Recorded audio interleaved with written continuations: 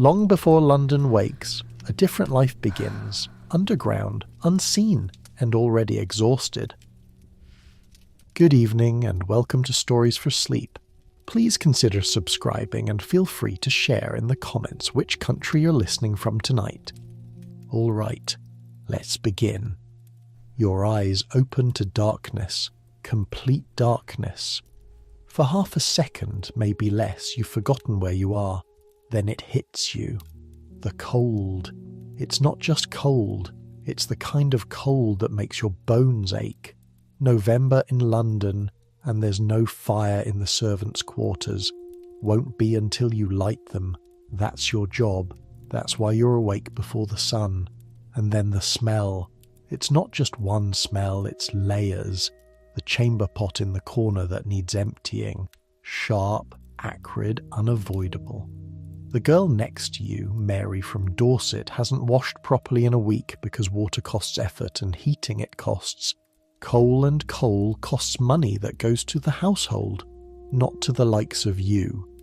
The damp wool of your uniform hanging on the hook by the door, never quite dry in this climate. The faint smell of coal dust that's worked its way into everything. Your clothes, your hair, your skin. The mouse that died somewhere in the walls 3 days ago and is slowly decomposing where you can't reach it. And underneath it all, you. Your own sweat, your own grime, your own body doing its best to survive on too little food and too little sleep. Welcome to November 7th, 1888. Thursday morning. 4:20 in the morning to be exact, though you can't see a clock in this darkness. You're lying on a narrow iron bed in a room barely 8 feet by 6 feet, which you share with Mary. The bed is hard. A thin mattress stuffed with horsehair over a metal frame. Your pillow is a rolled-up petticoat because the household doesn't provide pillows for scullery maids. The blanket is wool, scratchy and insufficient. Your name is Sarah Miller. You're 15 years old, and you've been in London for 7 months. You came down from a village outside York with exactly 2 dresses, 1 pair of boots, and a letter of introduction from the vicar's wife to a distant cousin, who knew someone who got you this position. Back home, everyone said London would make your fortune. They were half right. It hasn't made your fortune, but it's kept you from starving, which is more than you could say if you'd stayed in Yorkshire where the mill closed and half the village left for the cities or the workhouse. The bell hasn't rung yet. You know this because when the bell rings, the servants' bell system that runs through the walls of the house, it's loud enough to wake the dead. Mrs. Pembroke, the housekeeper, rings it at 4:30 exactly. You've learned to wake 5 minutes before to splash water on your face and be presentable when that bell screams through the servants' quarters. You swing, your legs out of bed. The floor is freezing, bare wood, no carpet, and the cold seeps up through your feet like you're standing on ice. Your stockings are where you left them, draped over the iron bed frame. Still damp, you pull them on anyway. Mary stirs in the bed. She's 13, younger than you, been here only 3 months. She cries sometimes at night when she thinks you're asleep. You pretend not to hear. There's no comfort to offer that would make any difference. The room has no window.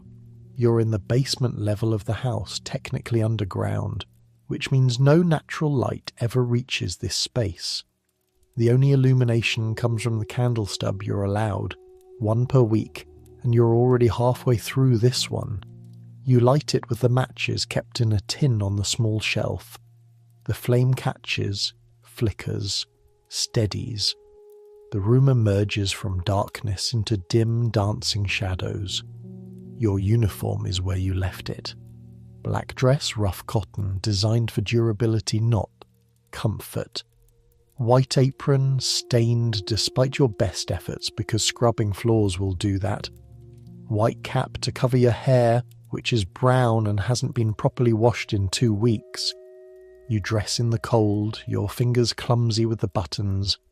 Mary's awake now, watching you with eyes that look older than 13. She doesn't speak. Neither do you. There's nothing to say at 4:25 in the morning. The house above you is still silent. The family, the Ashworths, won't wake for hours. Mr. Ashworth is a merchant banker, something to do with imports from India and investments in railways. Mrs. Ashworth is the daughter of a baronet, which means she married slightly beneath her station, but brings connections that make up for it. They have 3 children, James, the eldest, at university, Catherine, 17, preparing for her season, and little William, who's 8, and the only one who's ever looked you in the eye and said thank you, but that's upstairs, the upstairs world. The world of thick carpets and oil paintings and rooms kept warm by fires that you light and maintain. Down here it's different. Down here is a warren of passages and rooms that make the house function. The kitchen, the scullery, the servants' hall, the housekeeper's room, the butler's pantry, the wine cellar, the coal cellar, the storage rooms, the servants' bedrooms.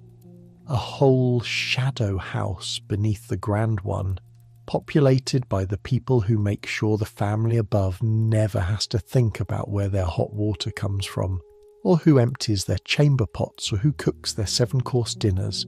There are 12 servants in this household. That's actually small for a house of this size. The Ashworths could afford more, but Mr. Ashworth is modern in his thinking and believes in efficiency. Mrs. Pembroke, the housekeeper. She's 50, been in service since she was 12, worked her way up from scullery maid to this position of authority. She's fair, but terrifying.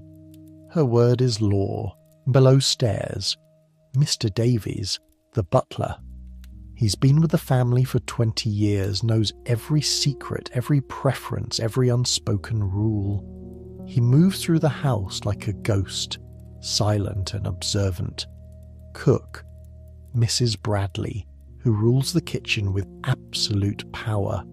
She's from Cornwall, built like a barrel, and can prepare a dinner for 20 without breaking a sweat. Rose, the lady's maid.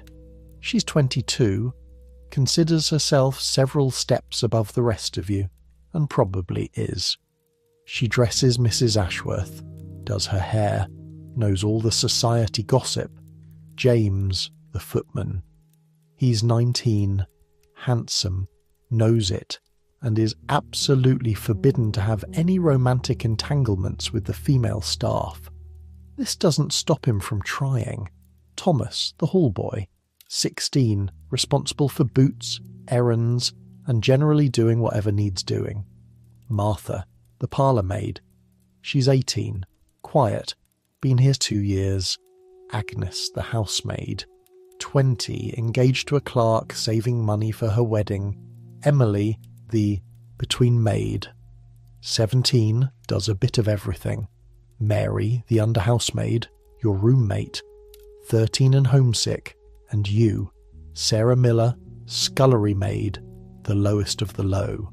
Your jobs include lighting all the fires in the house before the family wakes, emptying chamber pots, scrubbing floors, washing dishes, mountains of dishes 3 times a day, scrubbing pots and pans, cleaning the stove, hauling coal, hauling water, hauling everything that needs hauling, staying invisible, staying silent, staying employed.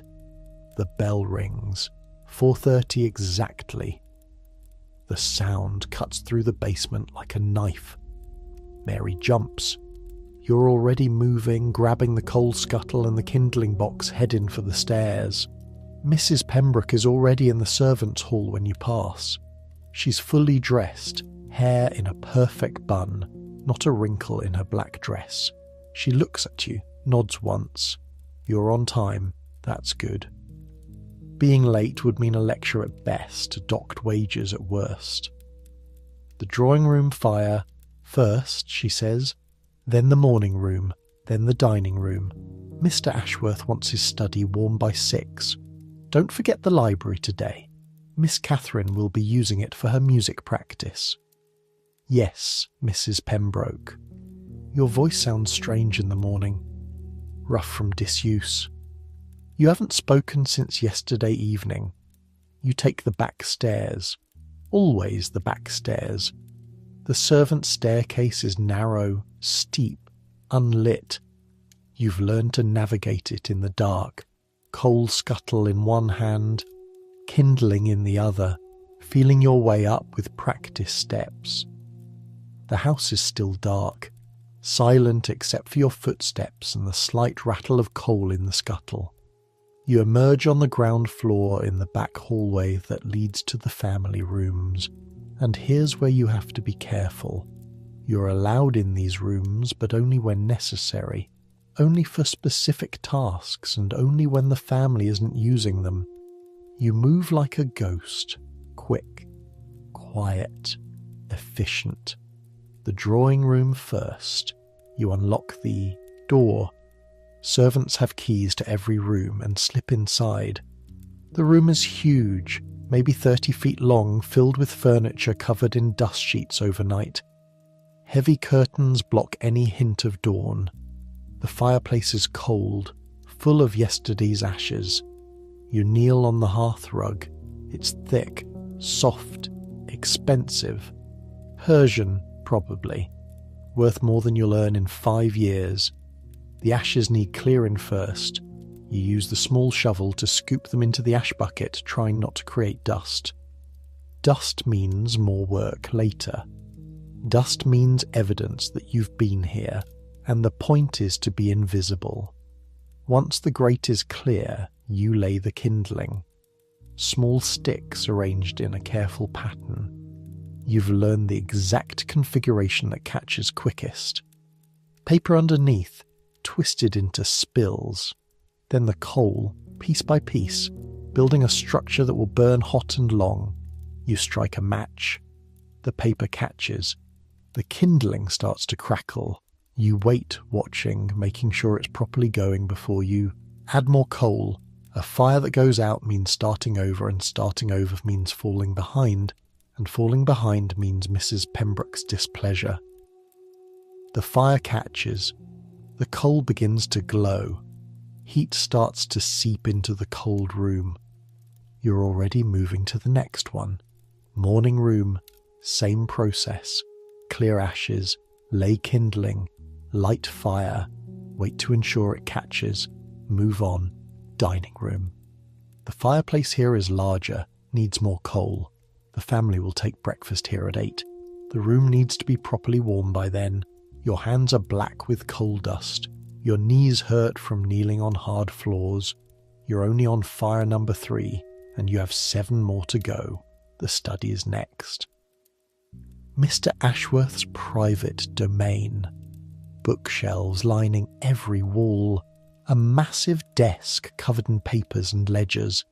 The smell of pipe tobacco embedded in the furniture. You work quickly here. Mr. Ashworth sometimes comes down early, and being caught in his study even for legitimate work makes him irritable. The fire laid, the coal beginning to burn, you slip out and close the door silently. The library. Miss Catherine's domain today, apparently. This room is your favourite, though you'd never admit it. Books everywhere, thousands of them. More books than your entire village back home probably contained. You can't read most of them. Your education consisted of 3 years at the village school where you learned basic letters and numbers, but you like looking at them. The leather bindings, the gold lettering, the sheer weight of all that knowledge sitting on shelves. You light the fire, add extra coal because Miss Catherine feels the cold and complains to her mother if the library isn't properly warm. 5 fires down, 5 to go. The morning is beginning to lighten outside. Not that you can see it from most of these rooms, with their heavy curtains still drawn, but you can feel it, that subtle shift in the darkness, Dawn coming, though the sun won't actually rise for another hour. You head back downstairs. The breakfast room, smaller, used for informal meals. The back parlour, rarely used but must be kept ready.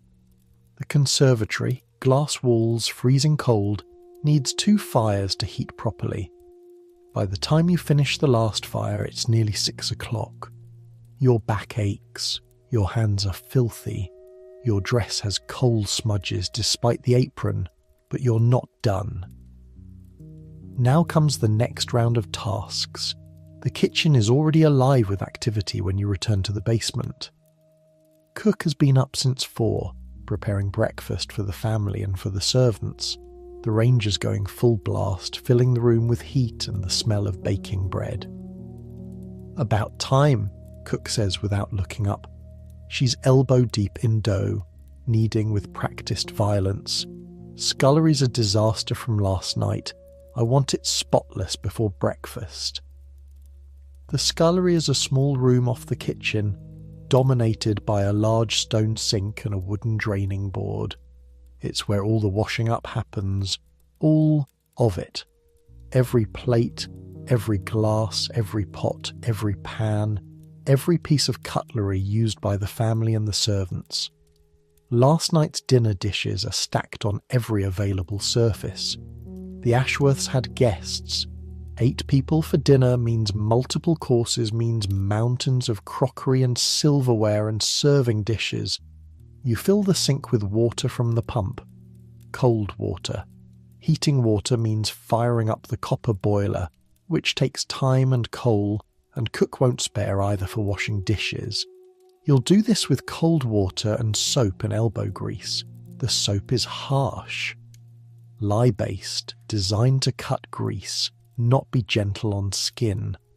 Your hands are already chapped from weeks of this work. By winter's end, they'll be cracked and bleeding, but there's no help for it. This is the job. You start with the glasses, crystal, delicate, expensive. Each one worth more than a month of your wages. You wash them carefully, rinse them in the second sink, dry them with a cloth that's clean but worn thin. Then the china.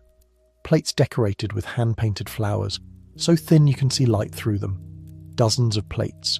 Soup bowls, salad plates, dinner plates, dessert plates. Each one washed, rinsed, dried, stacked. The silverware takes forever. Forks, knives, spoons, serving pieces. All sterling, all needing to be washed, dried and polished. The polishing happens later, but for now you just need them clean. Then the serving dishes, large platters, sauce boats, vegetable dishes, the soup tureen. Heavy, awkward, covered in congealed food that's been sitting overnight, and then the pots and pans. This is where the real work begins. The roasting pans crusted with burnt fat. The saucepans with remnants of cream sauce stuck to the bottom. The stock pot that's been simmering for hours, its sides coated with a film that needs serious scrubbing. You use sand for the worst of it. Coarse sand mixed with soap, scrubbing with a brush until your arms ache. The water in the sink turns grey, then black. You empty it, refill it, continue. Mary appears beside you, silent, and takes over drying while you wash. This is how it works. Unspoken coordination born of necessity. "Did you hear about Whitechapel?" she whispers. You haven't. You barely hear anything down here. News from the outside world filters down slowly, if at all. "Another one," Mary continues, her voice barely audible over the running water. "Last night. They found her this morning. That's 5 now. 5 women." Your hands still in the water. You know what she's talking about. Everyone in London knows, even servants who rarely leave the house. The murders, Whitechapel. Women killed in ways the newspapers won't fully describe. Women who worked the streets because they had no other choice. "They're saying he's a gentleman," Mary whispers. Someone educated, someone who knows anatomy. Could be anyone. Could be someone from a house like this. Stop it, you say, more sharply than you intended. Just rumours. But the fear is there. It's been there since August when the killing started. A fear that walks the streets of London's East End, particularly in Whitechapel, where women are afraid to go out after dark, where even the police seem helpless to stop whatever monster is doing this. You're in Belgravia, not Whitechapel, miles away from the cramped streets and desperate poverty of the East End. But London isn't that big, and fear doesn't respect geography. You finish the dishes in silence. By the time you're done, it's past 7. Your hands are raw, your arms ache, and you haven't eaten yet. Servants' breakfast is at 7:30, taken in the servants' hall. 20 minutes to sit down, eat, and prepare for the rest of the day. The meal is simple. Porridge, bread, tea. Sometimes bacon if there's leftover from the family's breakfast. Sometimes eggs if cook is feeling generous. Today it's just porridge and bread. You sit at the long wooden table with the other servants. There's a hierarchy, even here. Mrs. Pembroke at the head, Mr. Davies at the foot. The upper servants, Rose, James the footman, in the middle. The lower servants, you, Mary, Thomas, at the far end. The conversation is quiet. Mrs. Pembroke doesn't encourage chatter at meals. You eat quickly, mechanically, fueling your body for the work ahead. Sarah, Mrs. Pembroke says. Your name from her lips always means something. A task, an instruction, sometimes a criticism. Yes, Mrs. Pembroke? After breakfast, you'll help Agnes with the carpets in the upstairs hallway. They need beating. Then you're to scrub the front steps.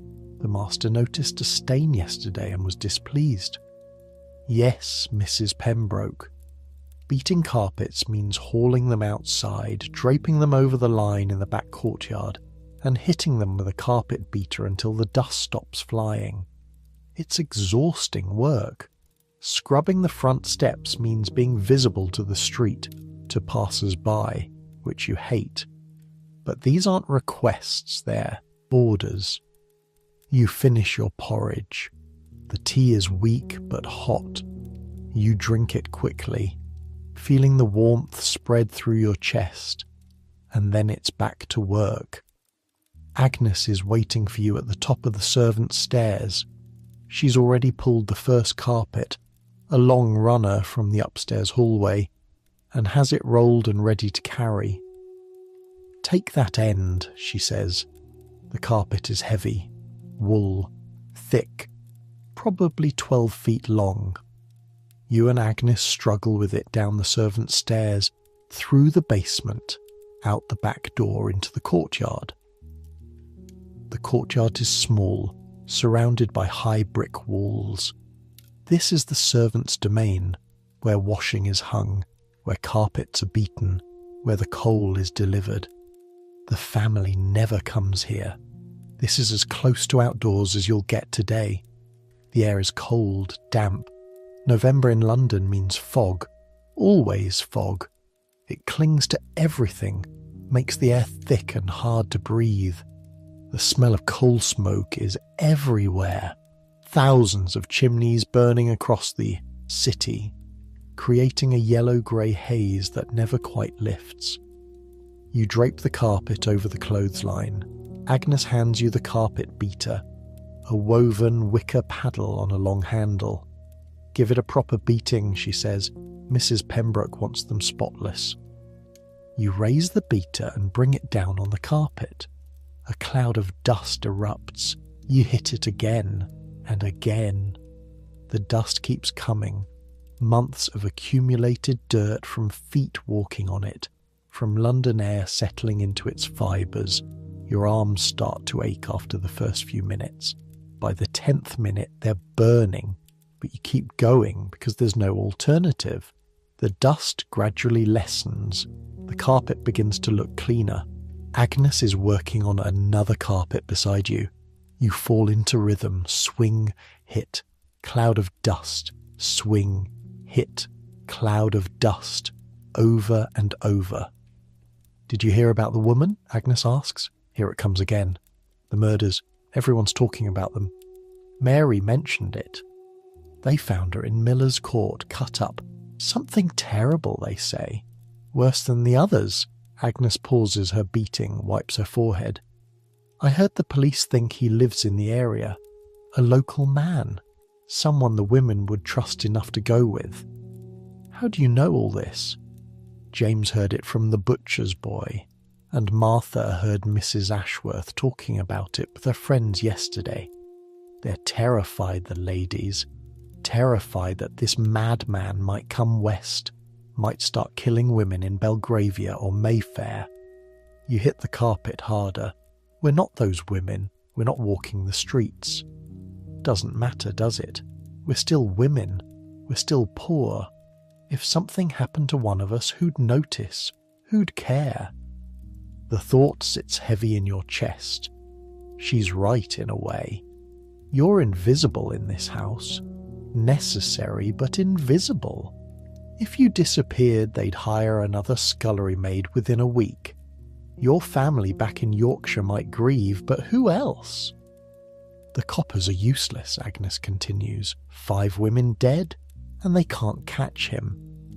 My Jack says it's because they're just prostitutes, so the police don't try as hard. But I don't know. I think they're trying.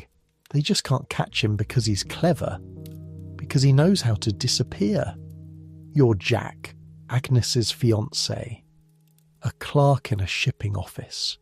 They're saving money to marry, to rent a couple of rooms somewhere, to start a life together. It'll take years to save enough on their combined wages, but they're young and hopeful.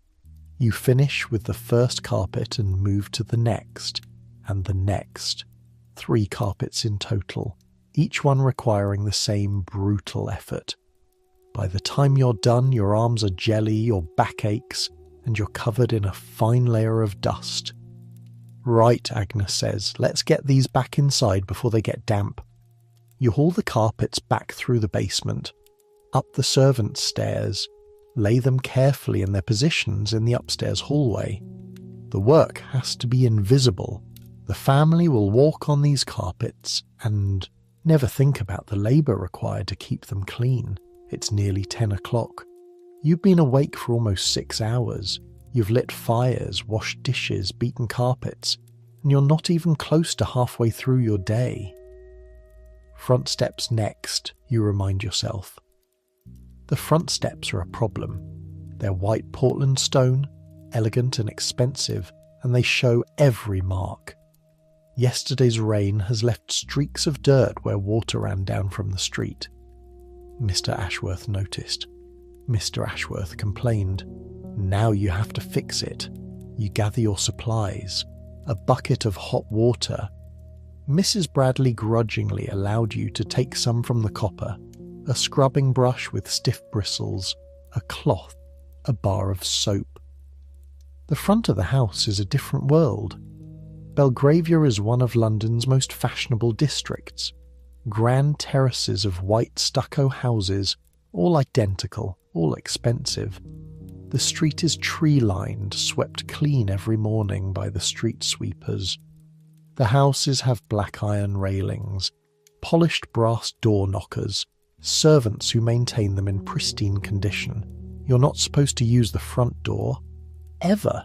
You go around the side, through the tradesman's entrance, and approach the front steps from the street. And here's the thing about scrubbing the front steps. You're visible. Anyone walking past can see you. And seeing a servant at work is considered vulgar by some. A reminder of the labour required to maintain these elegant houses. But the work needs doing, so you kneel on the cold stone and start scrubbing. The water is hot enough to hurt your chapped hands. You ignore the pain, focus on the brush, on the circular motions that lift the dirt from the stone. The soap helps. The The grime starts to come away, turning the water in your bucket grey. "Excuse me." You look up. A woman is standing on the pavement looking down at you. She is well dressed, middle class probably. A visitor to one of the neighbouring houses. "Yes, ma'am. Do you work here?" "Yes, ma'am." "I'm the scullery maid." She looks at you for a long moment. You can't read her expression. Pity, disgust, curiosity. "How old are you, girl?"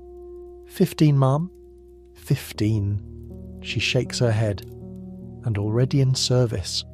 Where are you from?" "Yorkshire, ma'am." "I thought I heard the north in your voice. Do you like London?" It's a strange question. No one's ever asked you that. Do you like London? As if liking it or not liking it matters. As if you had a choice. "It's different from home, ma'am."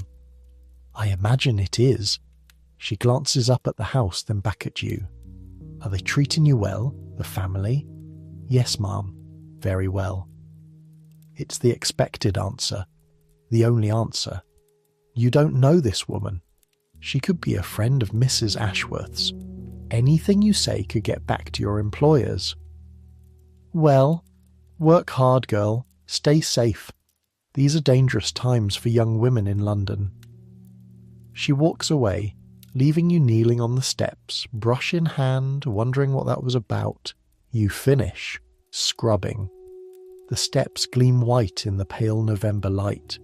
You gather your supplies and slip back around to the servants' entrance, out of sight. It's past 11 now. Mrs. Pembroke will have another list of tasks.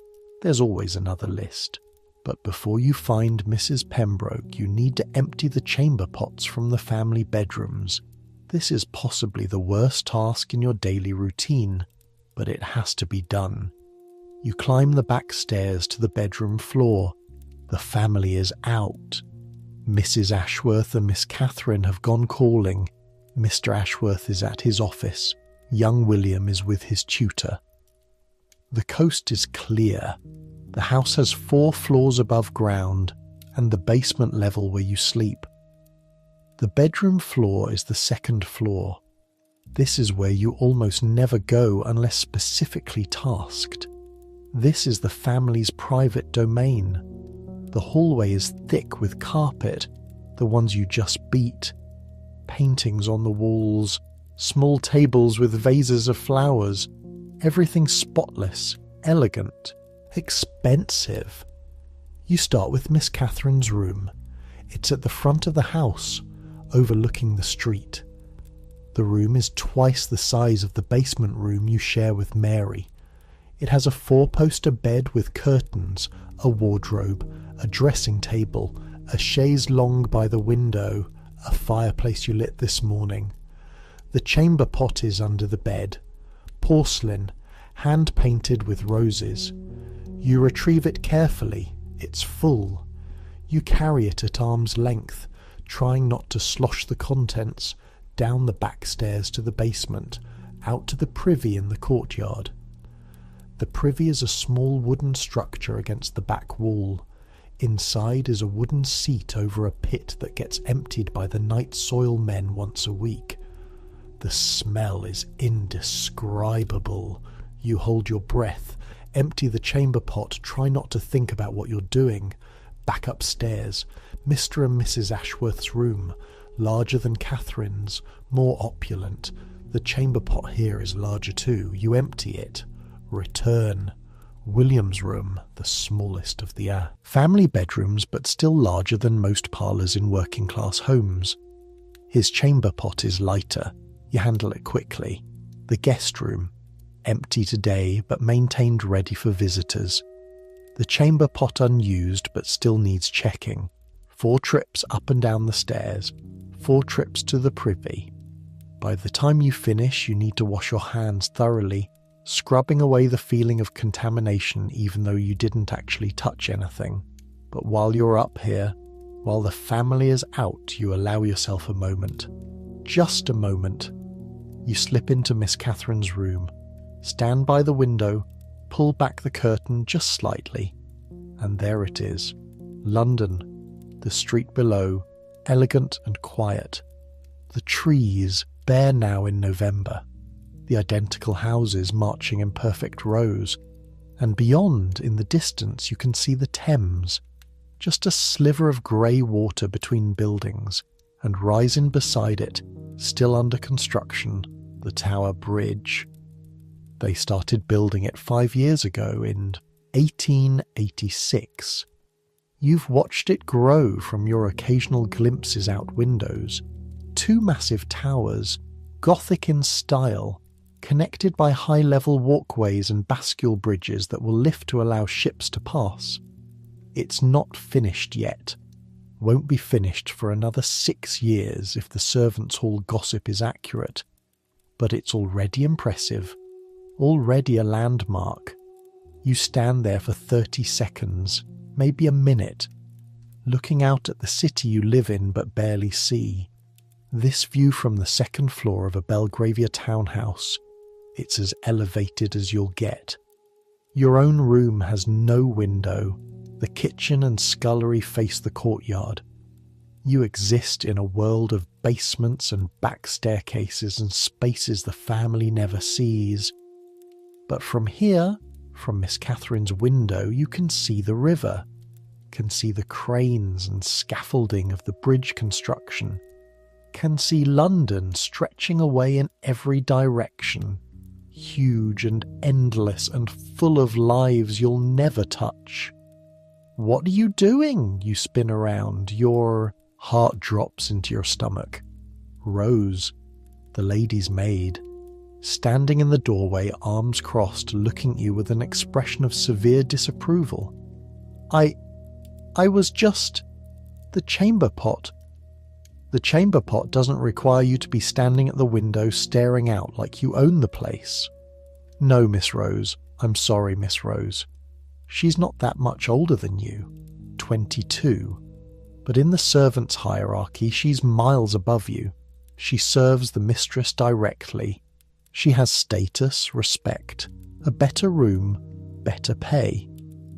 And she doesn't appreciate scullery maids invading her territory. Mrs. Pembroke is looking for you, Rose says coldly. You'd best get downstairs before she comes looking herself. You flee. Down the back stairs to the basement to find Mrs. Pembroke and whatever task awaits. Mrs. Pembroke is in the servants' hall with a list. Of course there's a list. Sarah, the silver needs polishing. The family's entertaining tomorrow night, 12 for dinner. I want every piece. Gleaming. The silver. All of it. This is an afternoon's work at minimum. Yes, Mrs. Pembroke. You collect the silver polish, a pink paste that smells chemical and sharp, and cloths, and the wooden box containing all the silverware. You carry it to the scullery where there's space to work. The Ashworth silver is extensive. Knives, forks, spoons in 3 sizes each. Serving spoons, serving forks, sauce ladles, soup ladles, fish servers, cake servers, butter knives, sugar tongs. All sterling, all requiring polish. You start with a fork, apply the polish, let it dry to a haze, buff it with the cloth until it shines. The tarnish comes away, leaving bright silver underneath.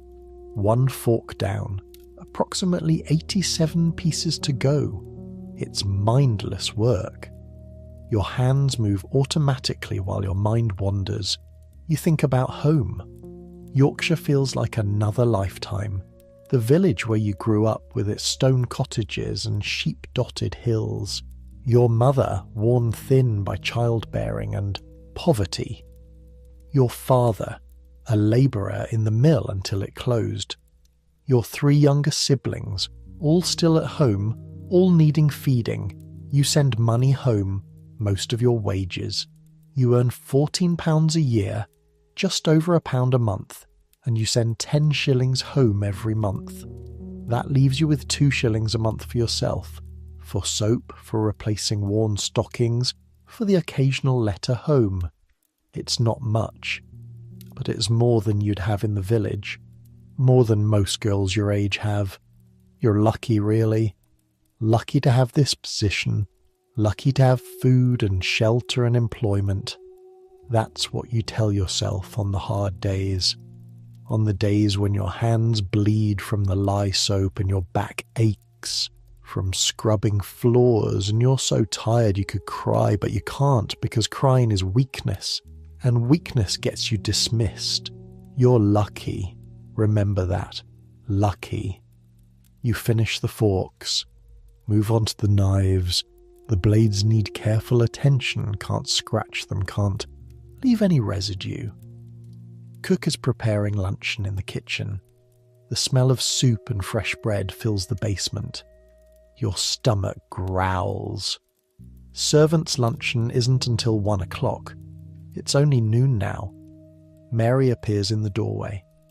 Sarah, Mrs. Pembroke says you're to help serve luncheon upstairs today.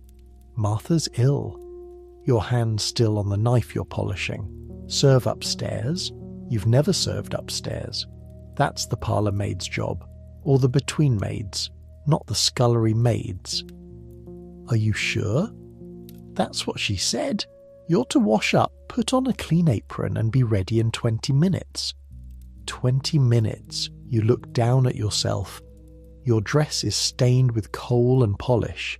Your hands are black. Your hair is probably escaping its cap in all directions. You abandon the silver, rush to the scullery pump, scrub your hands and face with cold water and harsh soap. Run to your room, change into your least-stained dress, tie on the clean apron Mrs. Pembroke provides for occasions like this. Pin your hair more securely under your cap. You've never been above stairs while the family's present. Never been visible to them in your working capacity. The thought terrifies you. Mrs. Pembroke inspects you critically. You'll do. Remember, don't speak unless spoken to. Don't make eye contact. Serve from the left, clear from the right. Move quietly. If you drop anything, you're finished here. Understand? Yes, Mrs. Pembroke. She hands you a tray with the soup tureen. Don't drop it. You carry the tureen up the back stairs. Each step is careful, measured. The soup inside sloshes gently. Don't drop it. Don't drop it. Don't drop it. The dining room is warm from the fire you lit this morning. The table is set for 3, Mrs. Ashworth, Miss Catherine, and young William. Mr. Ashworth takes luncheon at his club in the city. Mrs. Pembroke is already there, supervising. James the footman stands by the sideboard, ready to serve the wine. You're the lowest-ranking servant in the room, entrusted with this task only because Martha is genuinely ill and there's no one else. You set the tureen on the sideboard. Mrs. Pembroke ladles soup into bowls.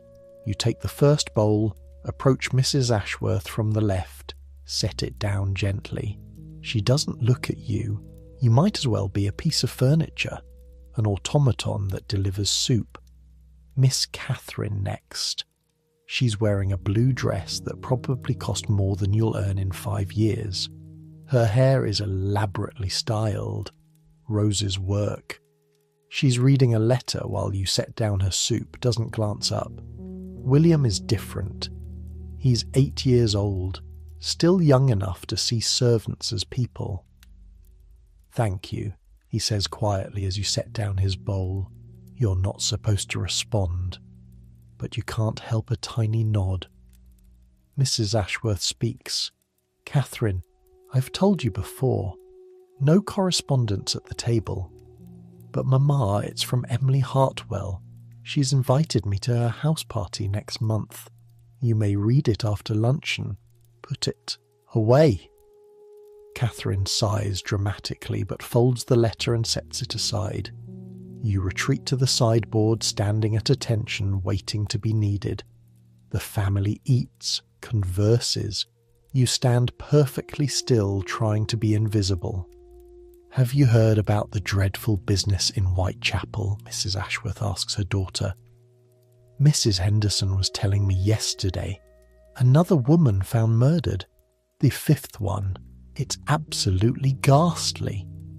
I don't understand why the police can't catch him, Catherine says. Surely it can't be that difficult. Mrs. Henderson says her husband believes the man is as good breeding. Someone educated, the way the bodies are. Well, it requires anatomical knowledge. Your skin prickles. Standing here, listening to them discuss murder over soup is surreal. These women are afraid, but it's an abstract fear. A dinner party topic, they're not the women at risk. I won't allow you to go anywhere unaccompanied, Mrs. Ashworth continues, not until this madman is caught. Rose will accompany you everywhere, even in daylight. Mama, that's excessive. We're in Belgravia, not Whitechapel. Catherine, a woman was murdered less than a mile from here 2 years ago. Nowhere is completely safe. You will be accompanied.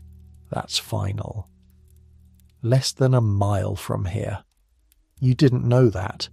The murders everyone talks about are in Whitechapel, in the East End, in areas you've never seen.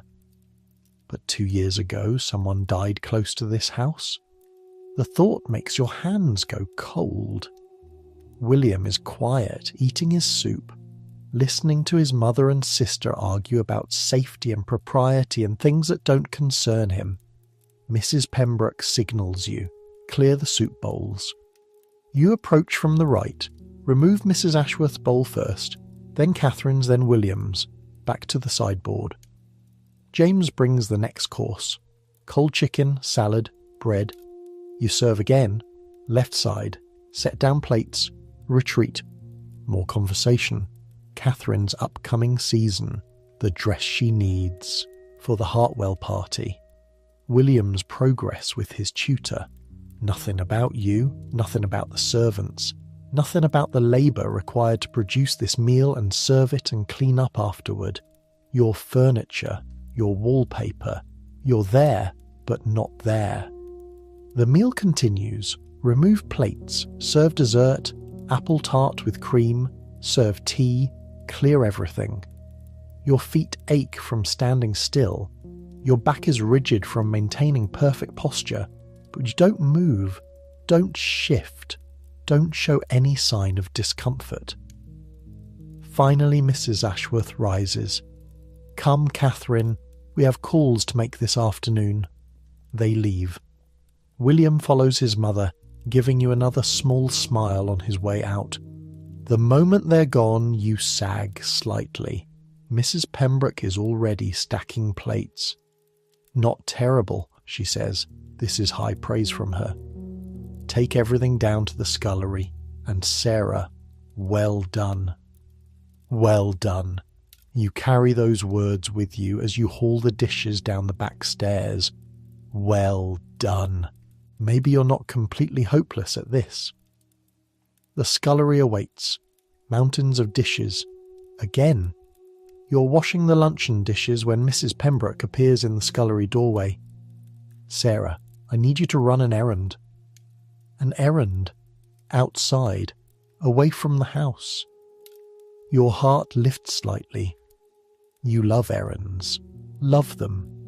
Even though they mean walk in London streets, even though they're usually urgent and stressful, they mean being outside, seeing the world beyond this house. Cook needs supplies from the grocer. Here's the list and the money. Don't dawdle. Don't lose the change. Don't speak to anyone you don't need to speak to. Straight there and straight back. She hands you a basket, a written list, and coins wrapped in paper. You dry your hands, put on your coat, a thin wool thing that barely keeps out the cold, and head out through the back door. The street hits you like a wall of sensation. After hours in the controlled, quiet interior of the house, the noise and smell and movement of London are overwhelming. Belgravia is relatively quiet compared to other parts of the city, but it's still London, still 1888, still the largest city in the world with over 5 million people crammed into every available space. The fog is thicker now. Not the terrible pea soupers that sometimes shut down the city for days, but thick enough that you can't see more than 100 feet in any direction. The air tastes of coal smoke. Every chimney in London burning coal, creating this perpetual yellow-grey haze that hangs over everything. You walk quickly, head down, basket on your arm. A servant on an errand is unremarkable, invisible, which is exactly how you want to be. The grocer is on Elizabeth Street, about 10 minutes walk. You know the route, you've done this errand a dozen times before. Past the grand houses, all identical with their white stucco fronts and black iron railings. Past the occasional carriage depositing or collecting well-dressed people. Past other servants, other workers, the machinery that keeps wealthy London functioning. A crossing sweeper works at the corner where two streets meet. A boy about your age, sweeping horse manure and mud out of the way so pedestrians can cross without soiling their boots. He has a cap set out for coins. You have no coins to spare. You step carefully around the swept path and continue.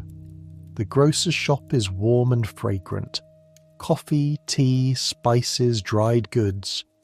Mr. Travers, the grocer, knows you by sight. Ashworth House? Yes, sir. Cook sent me. You hand him the list. He reads it, nods, starts gathering items. Sugar, flour, tea, dried fruit, spices. His hands move quickly, practiced. He wraps everything in brown paper, ties the parcels with string. That'll be 7 shillings and 4p. You count out the coins carefully. Mrs. Pembroke will check the change. Any discrepancy means trouble. Mr. Travers hands you the parcels. You pack them carefully in your basket. Nasty business in Whitechapel, he says conversationally. You're careful walking about, I hope? I am, sir. Good. Young girls shouldn't be out alone these days, not with that maniac loose. It's strange how everyone talks about it. The murders are miles away, in a completely different world. The impoverished East End where life is cheap and desperate. But the fear has spread across the whole city. Rich and poor alike, everyone's afraid. Thank you, sir. You leave the shop, basket heavier now, and start back toward the house. But then you pause. You have maybe 20 minutes before Mrs. Pembroke will start wondering where you are. 20 minutes of freedom, and you're only a few streets from the river, from a view of the Tower Bridge construction. You shouldn't. You should go straight back. But when will you get another chance? You turn south, walking quickly toward the Thames. The bridge is impossible to miss. Even in the fog, the 2 massive towers rise above everything else in this part of London. Gothic revival architecture, all pointed arches and decorative stonework, completely impractical and absolutely magnificent. You're not the only person watching. A small crowd has gathered on the embankment. Workers on their breaks, children playing, people like you who can't resist the spectacle of something this enormous being built. The construction site is chaos organised by iron will. Hundreds of workers swarm over the structure, riveters, stonemasons, iron workers, engineers. The sound is incredible. Hammering, the clang of metal on metal shouts, the creak of cranes lifting massive blocks of stone. The towers are nearly complete, each one built on enormous foundations sunk deep into the riverbed. They started by building underwater, using caissons, men working in compressed air chambers to excavate the river bottom and pour concrete. Several workers died in those caissons, crushed, drowned or killed by the bends when they came up too fast from the pressurized chambers. Nobody talks about those deaths much. Deaths in construction are common, expected, the price of progress. The towers are built from Cornish granite and Portland stone. Over 70,000 tons of material raised piece by piece from barges and platforms. The towers are 213 feet high. You heard someone say that once, don't know if it's accurate, but they're certainly the tallest things you've ever seen. Between the towers, the high-level walkways are being constructed, suspended platforms where pedestrians will be able to cross even when the bascule bridges below are raised to let ships pass. The bascule mechanism, the part that will lift the roadway, isn't installed yet. That's still to come. You stand there, basket on your arm, looking at this thing that shouldn't be possible. This bridge that will span the Thames, that will allow traffic to cross while still letting tall ships sail upriver to the Pool of London. It's 1888. You're watching Victorian engineering at its peak. Steam, power, iron construction, modern hydraulics, all being combined to create something that will still be standing in 100 years. 200.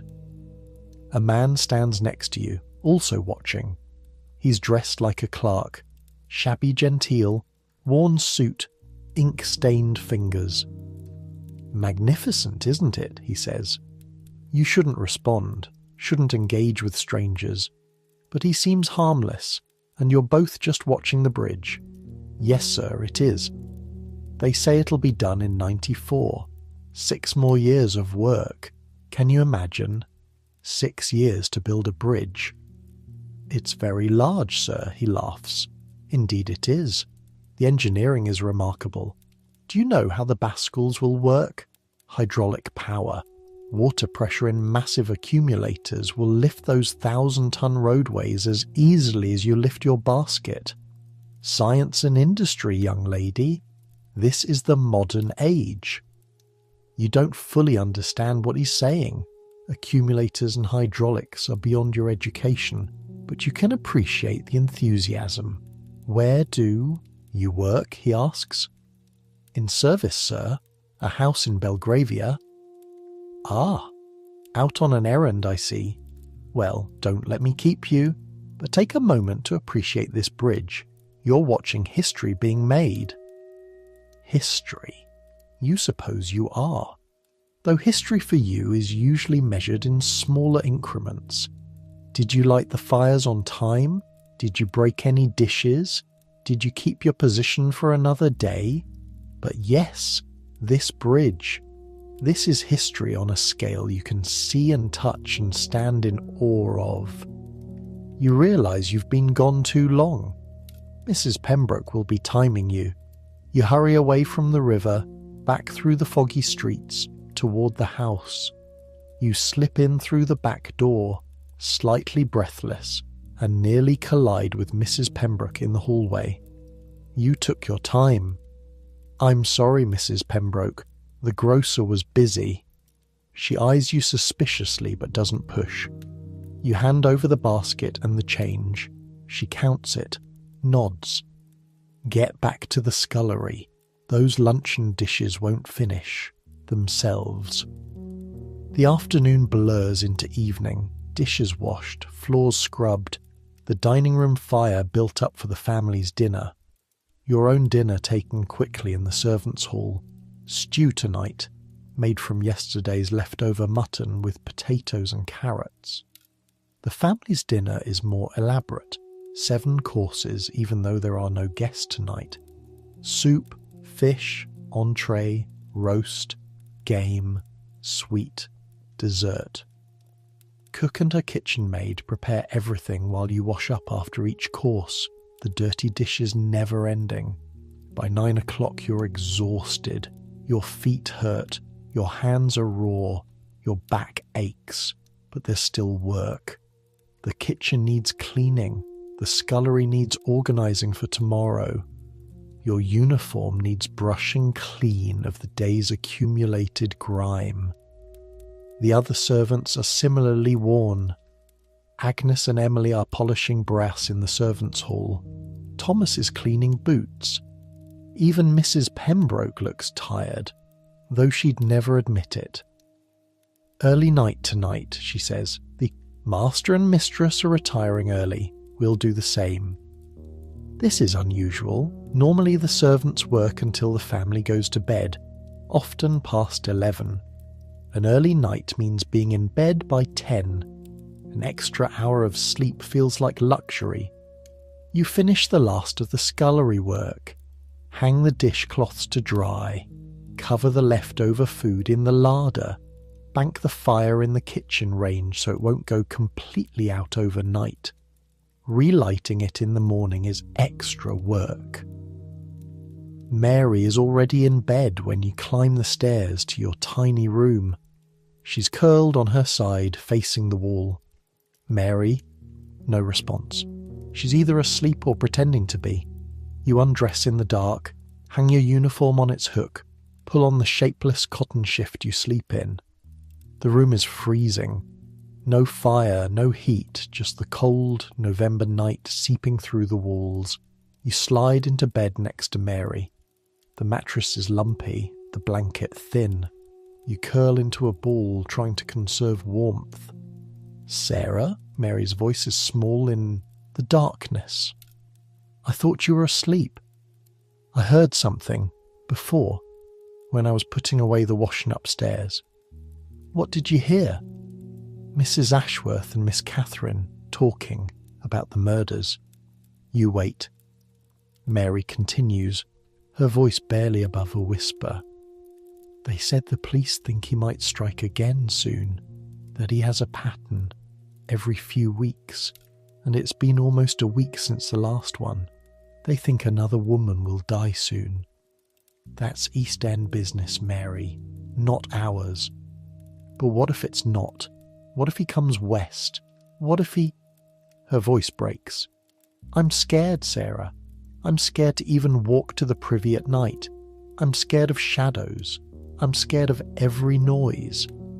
You reach over, find her hand in the darkness, squeeze it. We're safe here. We're inside. We're together. Nothing's going to happen to us. You don't know if you believe it, but Mary needs to hear it. She squeezes back. Promise? Promise. She's quiet for a moment, then, do you ever want to go home? Back? To Yorkshire? Sometimes, but there's nothing there for me. No work, no future. Same for me, in Dorset. But at least there wasn't this fear, this feeling that something terrible could happen any moment. London's always been dangerous. This is just more obvious, more talked about. I suppose. She's quiet again. Then, thank you, Sarah, for being kind. Get some sleep, Mary. 4:30 comes early. She releases your hand, rolls over, and within minutes her breathing evens out into sleep. You lie awake longer, thinking about the day, the fires you lit, the dishes you washed, the family's luncheon, the bridge, the murders, the fear that settled over London like the fog.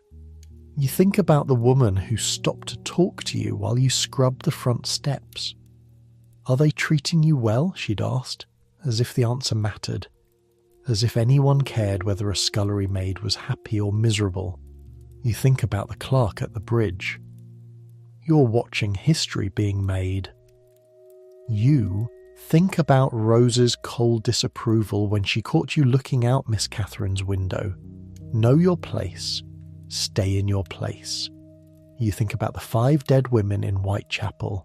Women who worked the streets because they had no other choice. Women who probably started out like you. Young, poor, desperate for work. Women who ran out of options and ended up in the most dangerous profession there is. Could that be you someday, if you lost this position? If you couldn't find another? If you ran through your options and ended up with nowhere else to go? The thought is terrifying. But you have a position. You have food and shelter and £14 a year. You have more than those women had. You just have to keep it. Keep working. Keep being invisible. Keep surviving. Your eyes grow heavy. Sleep is pulling at you, irresistible after a day of constant labour. Tomorrow will be the same. 4:30 wake up. Fires, dishes, scrubbing, hauling, serving, existing in the margins of someone else's life. But tomorrow is tomorrow. Right now there's just this. The thin mattress, the rough blanket, the sound of Mary breathing beside you, the darkness of a basement room with no window.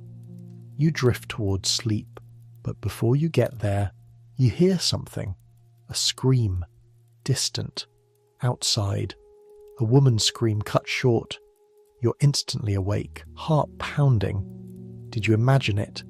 Mary hasn't moved, still sleeping. Maybe you did imagine it. But then you hear voices, shouts, running footsteps on the street outside. Something's happened. You slip out of bed, pull on your dress without bothering with the buttons and creep to the door. The servants' quarters are stirring. You hear movement in other rooms, low voices. Agnes appears in the hallway wrapped in a shawl. Did you hear that? A scream, I think. Thomas emerges from his room, already pulling on his boots. Something's happened outside. I'm going to look. Mrs. Pembroke appears at the end of the hall, holding a candle fully, dressed despite the late hour. She never seems to sleep. Thomas, you'll do no such thing. Everyone stays inside. Agnes, Sarah, back to your rooms. But Mrs. Pembroke, inside, now. That's an order. She's frightened. You can hear it in her voice, see it in the way she holds herself. Mrs. Pembroke is never frightened. You retreat to your room, but you don't get back in bed. Mary's awake now, sitting up, eyes wide in the candlelight. What's happening? I don't know. You go to the door, crack it open slightly. Mrs. Pembroke is in the servants' hall now, talking in low tones with Mr. Davies, who's appeared from his room in his dressing gown. Police, you hear? Someone should notify. Not our concern. But if something's happened nearby...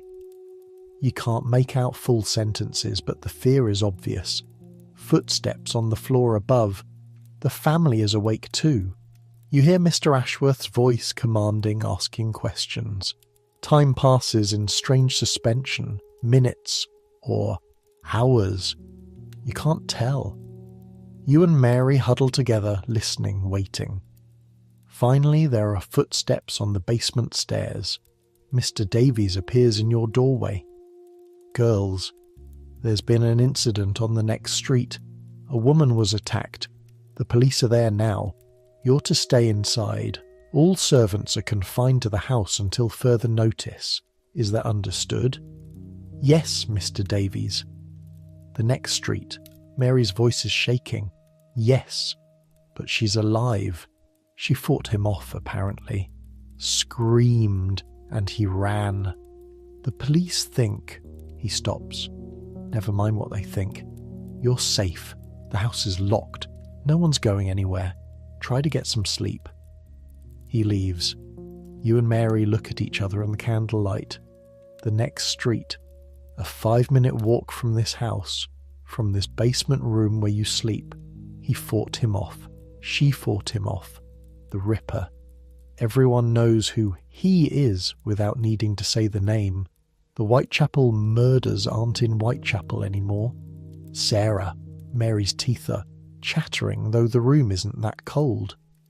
Sarah, I can't. You put your arm around her. She's shaking, actually shaking with fear. We're safe. We're locked inside. There are 12 of us here, and Mr. Davies and Thomas. We're safe. But if he came here, if he got in somehow... He won't. He attacks women alone on the streets, not women in houses, not women with other people around. You're making this up. You have no idea what the killer would or wouldn't do, but Mary needs to hear something comforting. You sit with her until the shaking subsides, until her breathing slows, until she's calm enough to lie back down. You blow out the candle. Darkness returns to the room, but sleep is impossible now.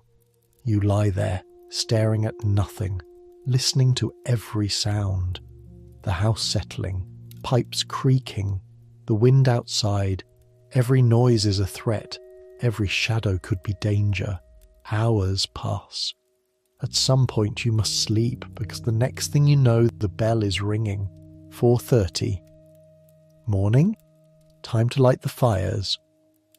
The house feels different in the morning. Tense. Everyone moves quietly, speaks in whispers.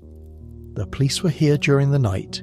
You slept through it, asking questions, checking the area. Mrs. Pembroke gathers all the servants in the servants' hall before breakfast. You'll have heard about last night. A woman was attacked on Chester Square. She survived. She's being treated at hospital. The police have asked that we all remain vigilant. No one goes out alone. Errands will be done in pairs. No one leaves the house after dark for any reason. These rules apply until the police say otherwise. Is that clear? A chorus of, "Yes, Mrs. Pembroke." The family is understandably concerned. We will all do our part to ensure their safety and ours. Now, the work continues. Sarah, the fires. You gather your coal scuttle and kindling. Thomas accompanies you up the back stairs. The new rule about pairs applies even inside the house when moving. Between floors, the drawing room fire, the morning room, the dining room, each one laid and lit with Thomas standing watch at the door as if the Ripper might leap out of a cupboard. It's absurd, but it's also terrifying, because he was here, on Chester Square, one street away, walking the same streets you walk, breathing the same foggy air. The woman survived. That's what they keep saying. She fought him off. But that means he's getting bolder, ranging farther from Whitechapel, attacking in better neighbourhoods. No one is safe. You finish the fires, return to the basement, help with breakfast preparation.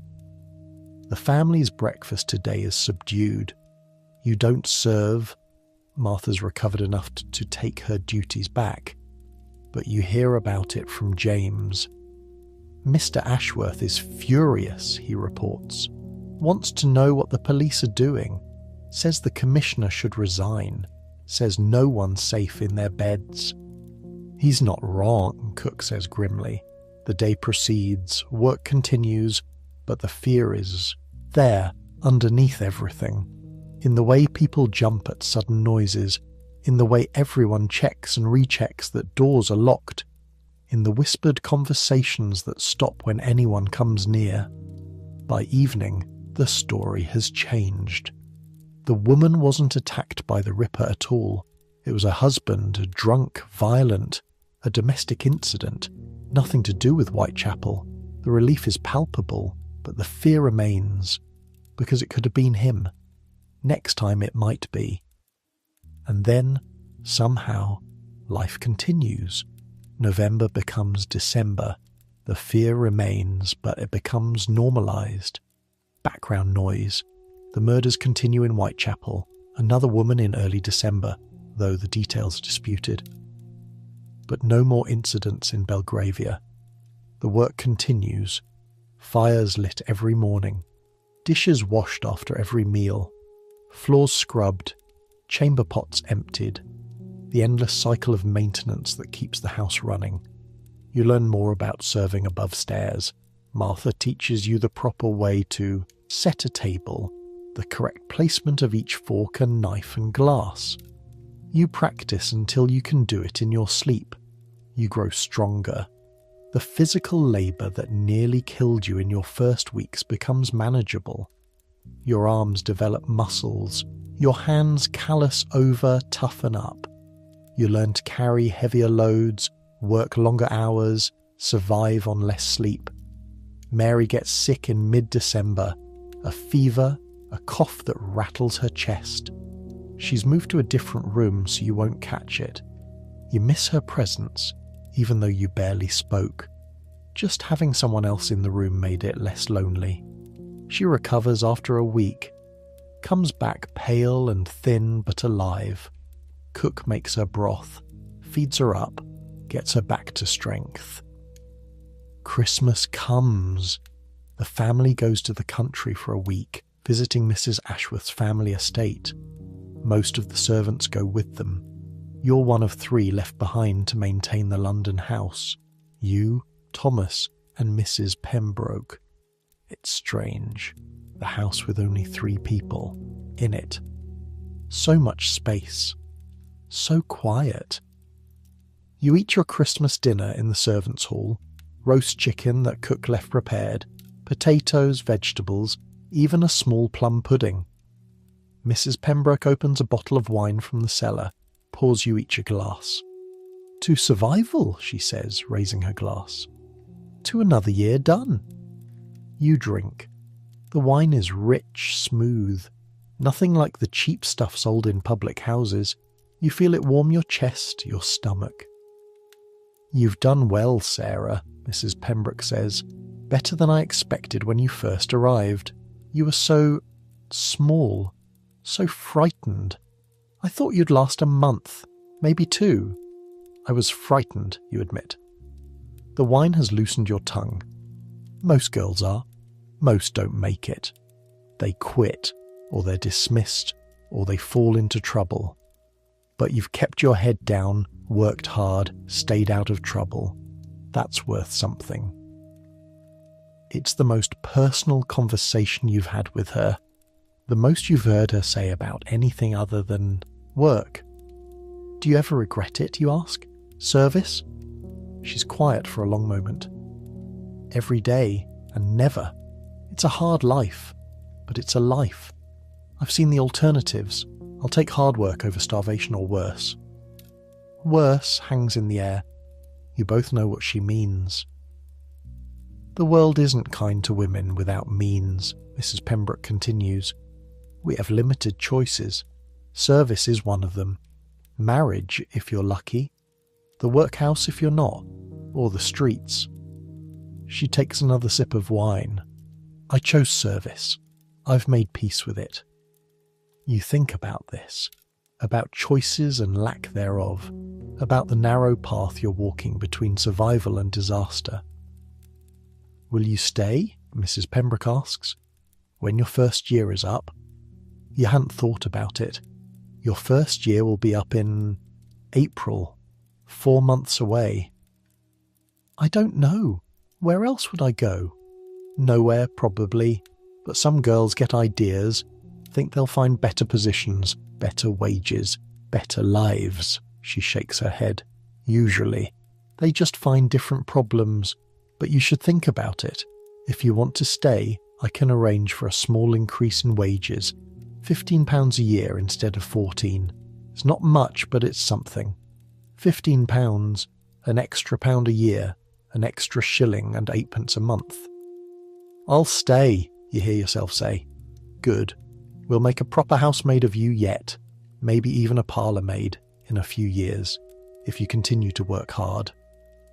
A parlour maid. That's a step up. Better wages. Better status. It's not much of a dream, but it's something to aim for.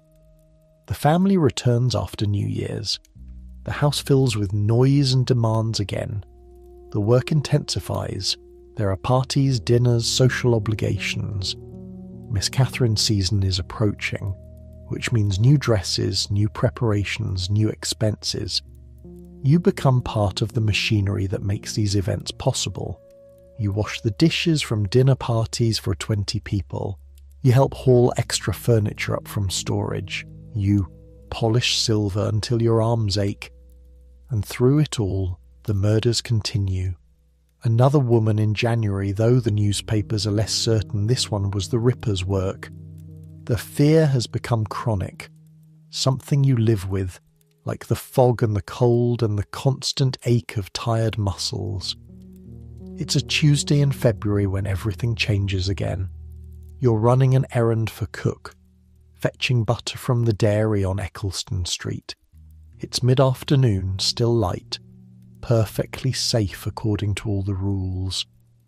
Agnes is with you, fulfilling the requirement that no one goes out alone. The dairy is crowded, You wait your turn, pay for the butter, receive it wrapped in muslin. You and Agnes step back out onto the street, and that's when you see her. A woman standing at the corner. She's watching the street, but her gaze is unfocused. She's swaying slightly. Drunk, you think at first, but then you see her dress. Torn, muddy, blood-stained. Her face is bruised. Her hair is falling out of its pins. "Agnes," you whisper, "look." Agnes sees her too. For a moment neither of you moves.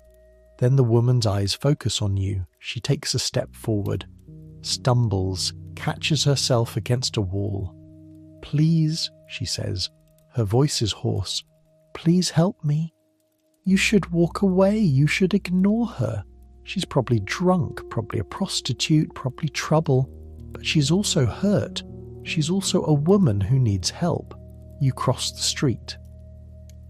Agnes follows reluctantly. Up close, the woman is younger than you first thought. Maybe 25.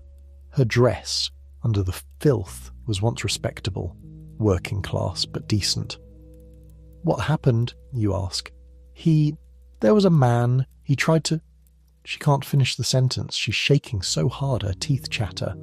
"Did he hurt you?" She nods. Touches her face where the bruises are darkest. "I fought him. I ran. But he... Agnes is pulling at your sleeve. "Sarah, we need to go. This isn't our business." "But you can't just leave her. Where do you live?" "Pimlico. But I can't go back like this. My landlady will think... She'll think I was..." The implication is clear. The woman is afraid of being accused of prostitution.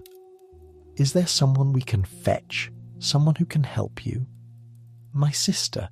She works near here, in a house on Belgrave Square, the Morrison house. She's a cook. If you could just tell her Ellen needs her..." "Ellen?" you repeat. "Your sister is the cook at the Morrison house?" "Yes. Please. I'll wait here. Just tell her." Agnes is shaking her head. "Sarah, no. We'll be late getting back. Mrs. Pembroke will..." "This will take 10 minutes, you say. Come on." You find the Morrison house. It's only 3 streets away. You approach the servants' entrance, knock. A kitchen maid answers. "I need to speak to the cook. It's urgent. Her sister's been hurt." The kitchen maid's eyes widen. She disappears. A moment later a woman appears. Older, solid, with Ellen's eyes. "What's happened? Where is she?" You explain quickly. The woman, Mrs. Shaw, the cook, doesn't hesitate. She grabs her cloak, tells the kitchen maid to cover for her, follows you back to where Ellen is still waiting. The reunion is brief and emotional. Mrs. Shaw wraps her sister in her cloak, murmurs reassurances, shoots you a look of gratitude. "Thank you. I'll take her from here. Bless you for helping." She guides Ellen away, supporting her weight, heading toward Pimlico. You and Agnes hurry back to your own house. You're only 15 minutes late, but Mrs. Pembroke is waiting. "Where have you been?" "The dairy was crowded, Mrs. Pembroke. We had to wait." She eyes you suspiciously, but accepts the explanation. "The butter is delivered to cook. The incident is over. Except it's not over. Not for you." That night, lying in bed, you can't stop thinking about Ellen, about the fear in her eyes, about the torn dress and the bruises, about how easily that could have been you. You were right there, on that street, in daylight, with another person, and something still happened to that woman. Nowhere is safe, not really. Not for women like you, like Ellen, like all the invisible women who keep London running. The thought keeps you awake long into the night.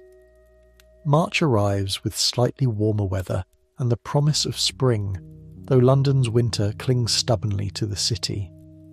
Miss Catherine's season begins. The house becomes a whirlwind of activity. Dinners, balls, morning calls, afternoon teas. You wash dishes for events you'll never attend, serve meals to people who'll never know your name. But something has shifted in you. The incident with Ellen, the long winter of fear, the endless labour. It's all accumulated into something like clarity. You're 15 years old. You've been in service for nearly a year, and you realise this is your life now. This is what you chose, or what chose you, and you can either accept it or drown in resentment. You choose acceptance, not happiness exactly. Not contentment, but acceptance. This is hard work, but it's honest work. You're fed, you're sheltered, you send money home to your family, you're surviving. That's not nothing. One Sunday in late March, Mrs. Pembroke gives you the afternoon off. A reward for good work, she says. You're allowed to go out with the usual rules. Stay in good areas, be back before dark, don't get into trouble. You ask Mary if she wants to come with you. She declines. She's writing a letter home and wants to finish it. So you go alone. You walk to the Thames, stand on the embankment watching the river flow past. The Tower Bridge is progressing. More stonework on the towers, the beginnings of the roadway between them. You think about the clerk who told you that you were watching history being made. He was right. This bridge will outlast you, will outlast everyone alive today. 100 years from now, 200, it'll still be here. The thought is comforting somehow. That something can be built to last. That effort and labour and skill can create something permanent in a world that feels so temporary. You walk along the embankment, past vendors selling roasted chestnuts and cheap jewellery, past families enjoying the Sunday afternoon, past couples walking arm in arm. You think about your future. Will you marry someday, have children, or will you stay in service, work your way up to parlour maid, maybe even lady's maid if you're very lucky? Will you grow old in a basement, lighting fires and washing dishes until your hands are too arthritic to hold a scrub brush? You don't know, can't know. The future is as murky as the Thames, as fog-shrouded as London in November. But today, right now, you're here. You're alive. You're surviving. That's enough. You head back to the house as the sun begins to set, the sky turning orange and purple through the coal smoke. You slip in through the back door, hang up your coat, check in with Mrs. Pembroke. Good walk? Yes, thank you. Mrs. Pembroke. Good. Get some rest. Tomorrow's Monday. We have a busy week ahead. Monday. Of course. The cycle continues. Your first year in service ends on a Thursday in April. Mrs. Pembroke calls you into her office, a small room off the servants' hall where she does the household accounts. Sit down, Sarah. You sit. Your heart is pounding. This could be anything. Dismissal, promotion, criticism. You have no idea. You've completed your first year. Congratulations. That's an achievement in itself.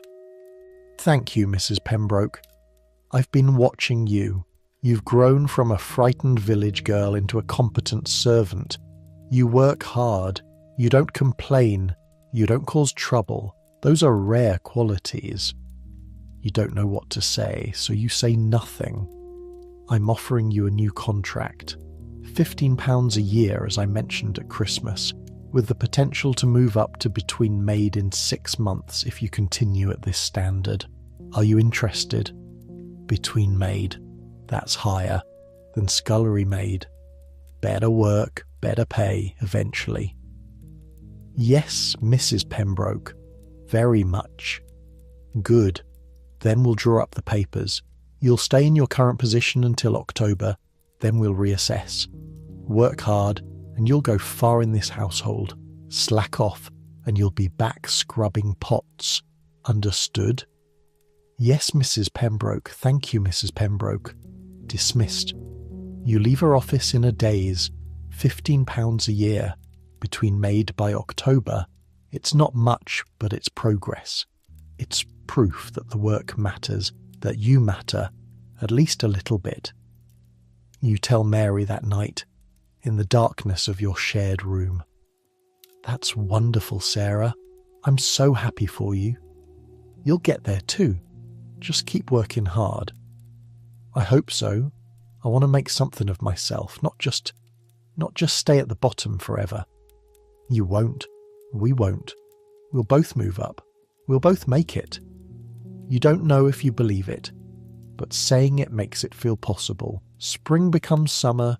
The London heat is oppressive. The city bakes under the sun, the fog replaced by thick, humid air that's somehow even harder to breathe. The work doesn't lessen, but it changes. Less coal to haul for fires, but more work keeping the house cool.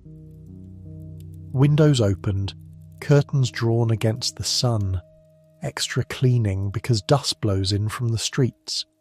The Ripper murders have stopped. The last confirmed killing was in November, 7 months ago. The police are still investigating, but the panic has faded. London has moved on to other scandals, other fears. You've moved on too. The fear that kept you awake at night has settled into general wariness. You're still careful when you go out, still aware of your surroundings, but the acute terror is gone. Life has become routine. Wake at 4:30, light fires, wash dishes, scrub floors, serve meals, wash more dishes, sleep, repeat. But in the routine, there's a kind of peace. You know what to expect. You know what's expected of you. You're good at this work now. Competent, sometimes even confident. Thomas leaves in July. He's found a position as a footman in a grander household with better wages. You'll miss him. He was kind in his way. Never made you feel stupid for not knowing things. A new hall boy arrives. Younger, greener. You help train him, show him the ropes. It feels strange being the experienced one, the one teaching instead of learning. Agnes gets married in August. A small ceremony at the local church followed by a tea in the servants' hall that Mrs. Pembroke permits. Agnes is radiant in a simple dress, her Jack proud and nervous in his Sunday suit. You'll find someone too, Agnes tells you at the celebration. You're still young, plenty of time. You're not thinking about marriage, you're thinking about October, about the promise of moving up to between maid, about earning £17 or £18 a year instead of 15, about maybe eventually having a room of your own instead of sharing. Small dreams. But there, yours. Mrs. Pembroke keeps her word. In October you're promoted to between maid. Your wages increase to £17 a year. Your duties change. Less scrubbing, more service work. You help the parlour maid and the housemaid with their tasks. You serve at table more often. You're visible to the family more frequently, though you're still expected to be invisible when convenient. The promotion comes with the uniform upgrade, a slightly better dress, a cleaner apron. Small things, but they mark your new status. Mary is genuinely happy for you. See? I told you you'd move up. You will too. Just give it time. But Mary's struggling. She's been sick on and off all autumn. A cough that won't go away. She's thin, always cold, always tired. You're worried about her, but you don't know what to do. Mrs. Pembroke has noticed too, but hasn't said anything yet. November arrives again. A full year since the panic, since the night someone screamed on Chester Square and you thought the Ripper had come to Belgravia. The anniversary passes unremarked. The murders are old news now. The city has other concerns. You're 16 now. You've been in London a year and a half. You've survived. You're surviving. That's more than many can say.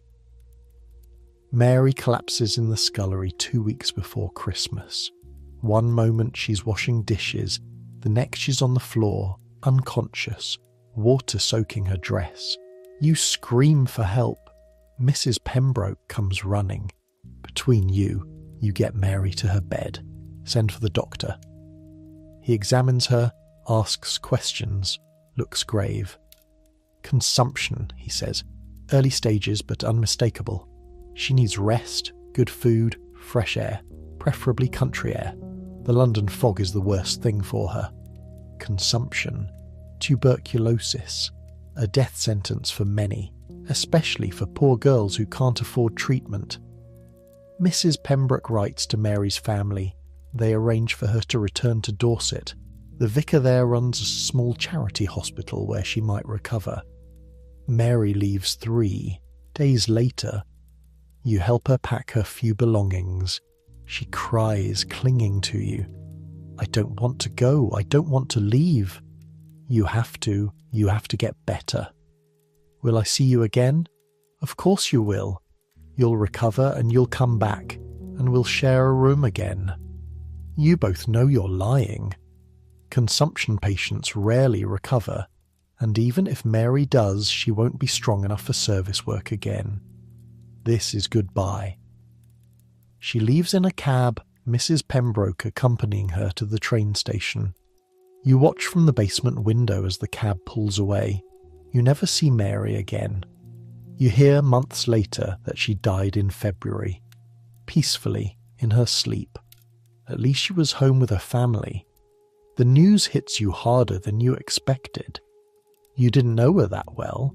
You shared a room for a year and a half, but you weren't close friends. Just 2 girls surviving in the same space. But she was yours in a way. Your roommate, your companion in the darkness. The person who squeezed your hand when she was frightened. And now she's gone. You get a new roommate, a girl from Sussex, 12 years old, terrified. You try to be kind to her the way Mary was kind to you. It's all you can do. It's been a year and a half since that first morning when you woke in darkness and smelled the layers of London for the first time. Since you lit your first fire, washed your first dish, learned what it meant to be invisible. You're 16 now, nearly 17. A between maid with £17 a year, and the possibility of promotion to housemaid by summer if you continue to work hard. You've changed. Your hands are permanently rough, calloused, the nails broken despite your best efforts. Your back is stronger. Your arms have muscles you never had in Yorkshire. You walk differently, quicker, more purposefully. You talk differently. London phrases creeping into your speech, your Yorkshire accent fading. You've seen things. The Tower Bridge slowly rising from the Thames. The fear that gripped London during the Autumn of Terror. A woman beaten and bloodied on a street corner. Your roommate dying of consumption. You've learned things. How to make a fire catch on the first try. How to polish silver until it gleams. How to carry 3 plates at once without dropping them. How to be invisible when necessary and present when required. How to survive. The city that terrified you doesn't terrify you anymore. You know its rhythms. You know which streets to avoid and which are safe. You know the smell of the Thames at low tide and the taste of the cheap tea they serve in the servants' hall. You know the sound of the church bells marking the hours and the feel of fog on your skin. London has become home.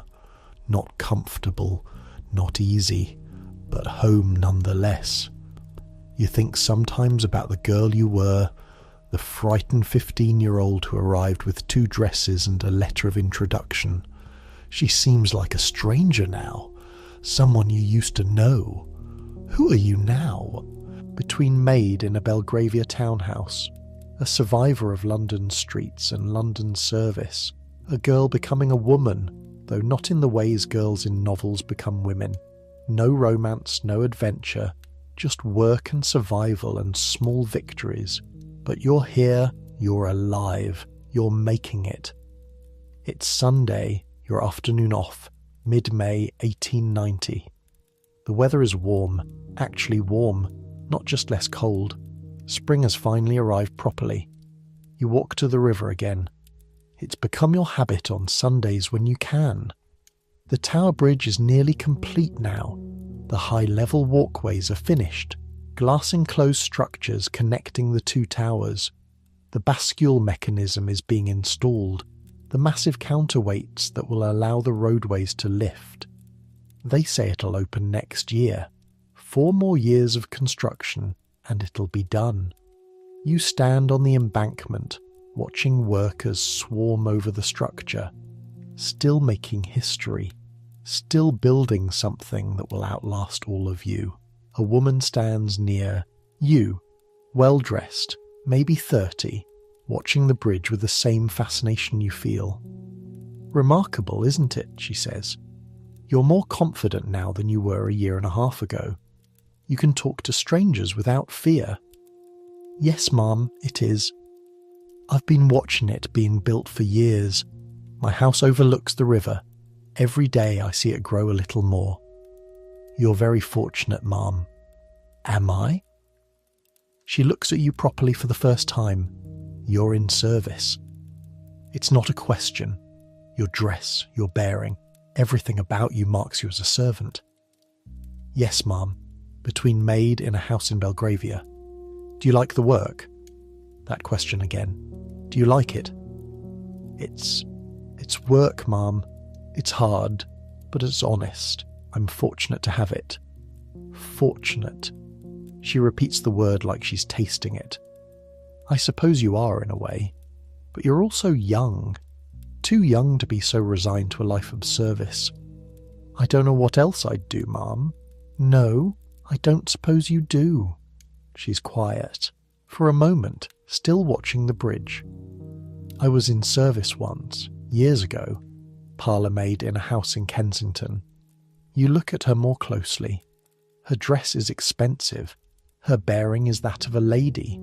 How did she go from parlour maid to this? "I'm married," she says, as if reading your thoughts. "A clerk. We worked hard, saved money, bettered ourselves. He's a manager now. We have our own house, our own servants." "That's wonderful, ma'am." "Is it? Sometimes I'm not sure. I look at the girl who does my scullery work. She's 14, from Wales, terrified of everything, and I remember being her. And I wonder if I should do more.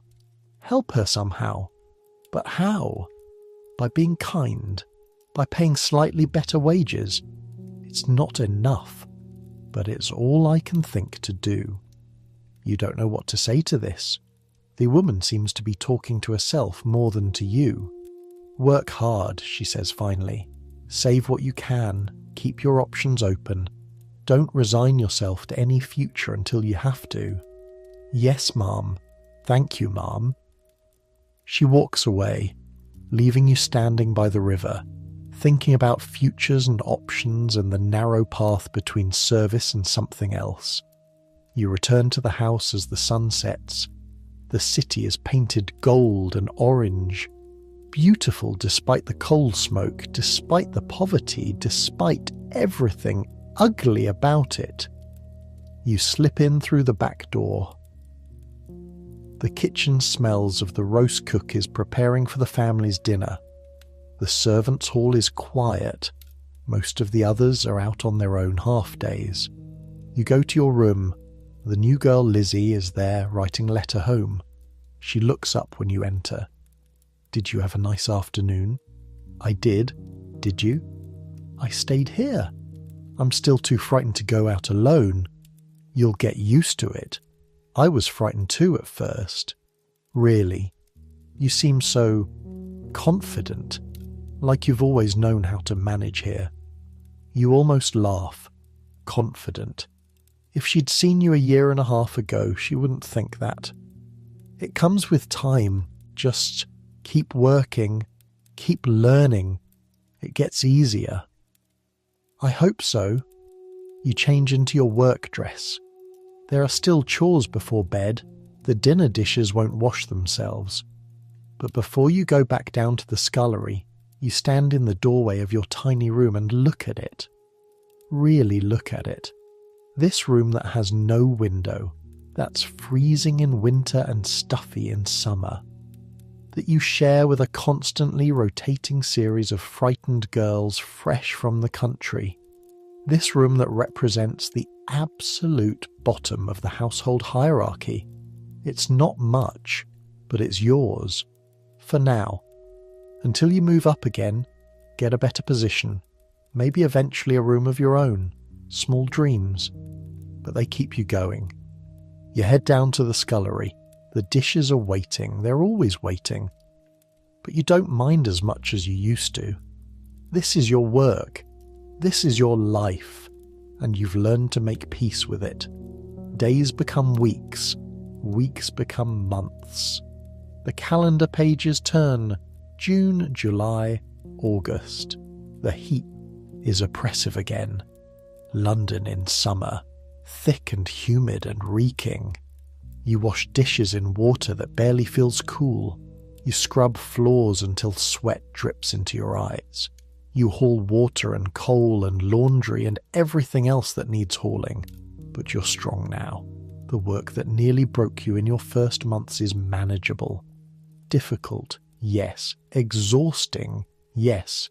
But manageable. You're promoted to housemaid in September. £18 a year. Your own room.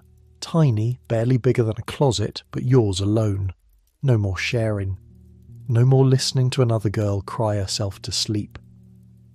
The room has a window, small, high up, facing the back courtyard, but it's a window, natural light, a view of the sky.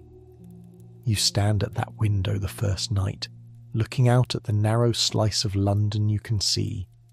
Mostly just the courtyard and the wall beyond, but above the wall, the sky. Stars, if the smoke isn't too thick. The moon waxing toward full.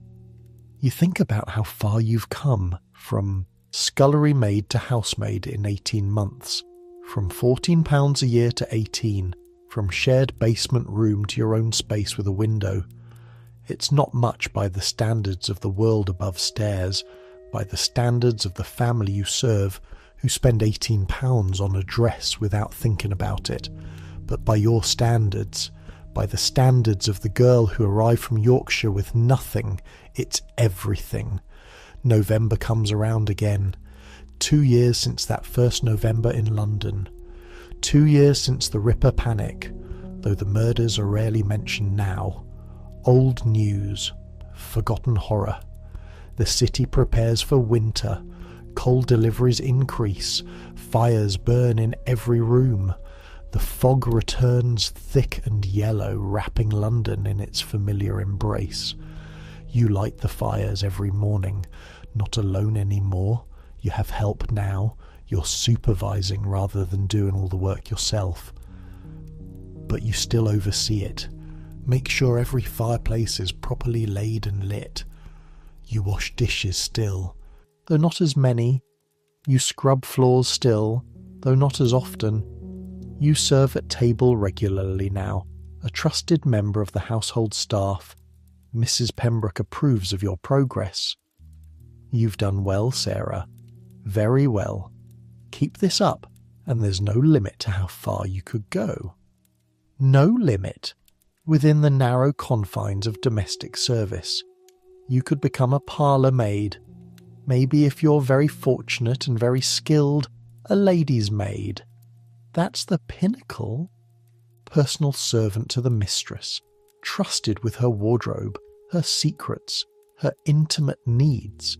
It's something to aim for, a goal, a future. Christmas is different this year. The family stays in London, hosts a grand party, 20 guests for dinner, followed by music in the drawing room. You're part of the team that serves, clears, manages the event. The work is intense.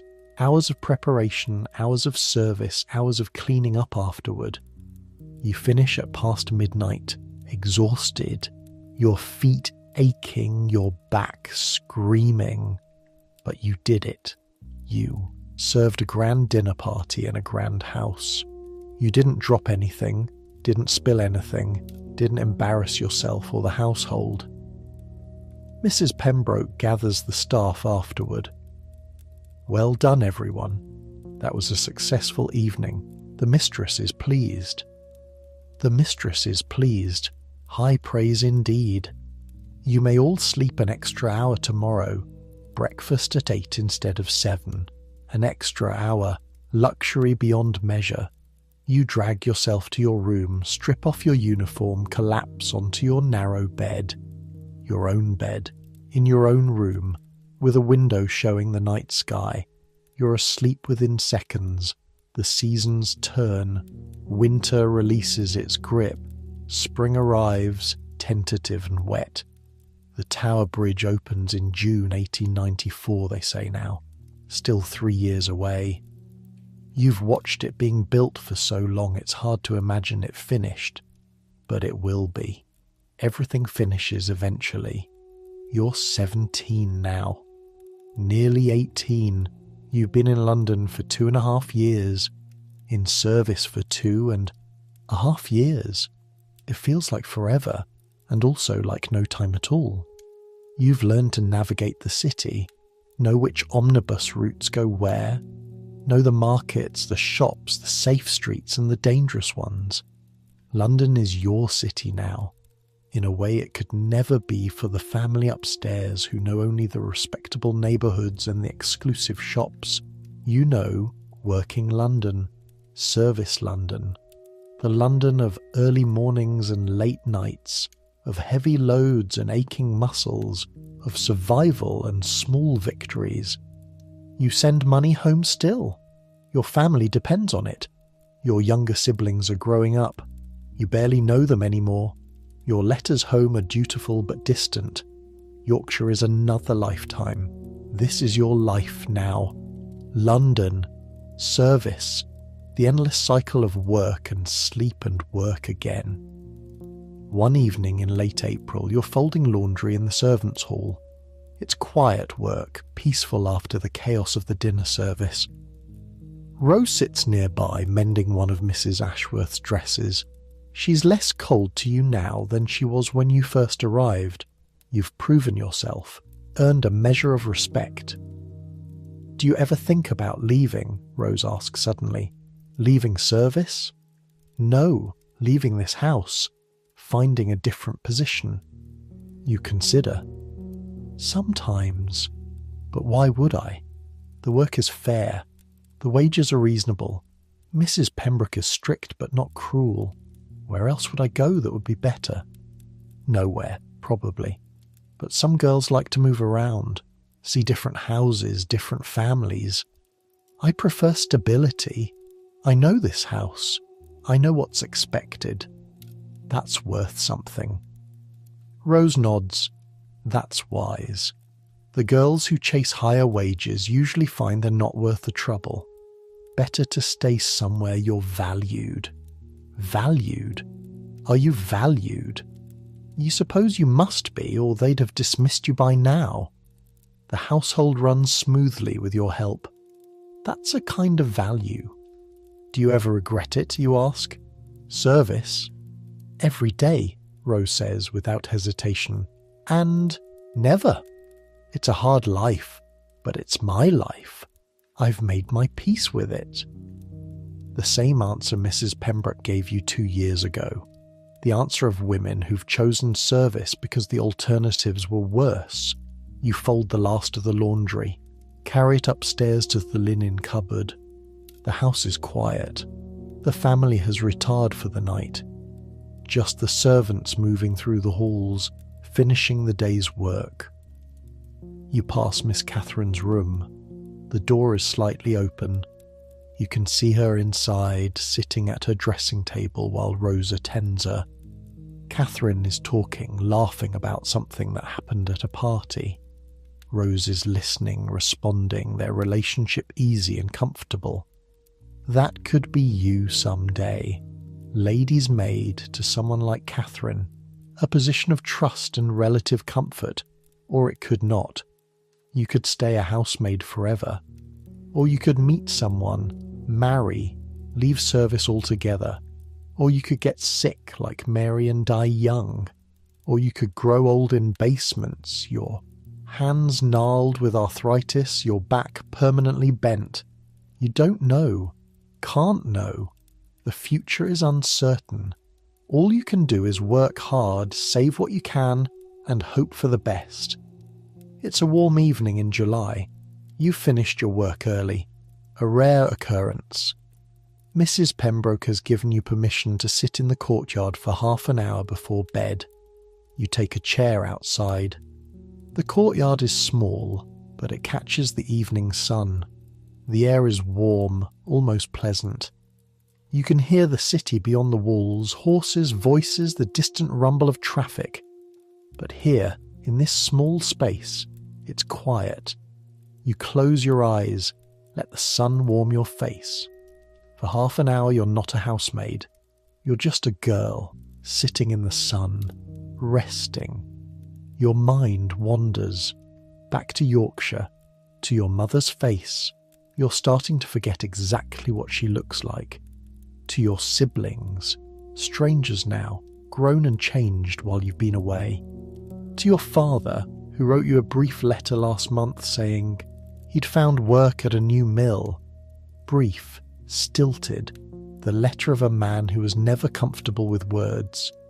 You think about Mary, wonder if she's at peace, hope she is.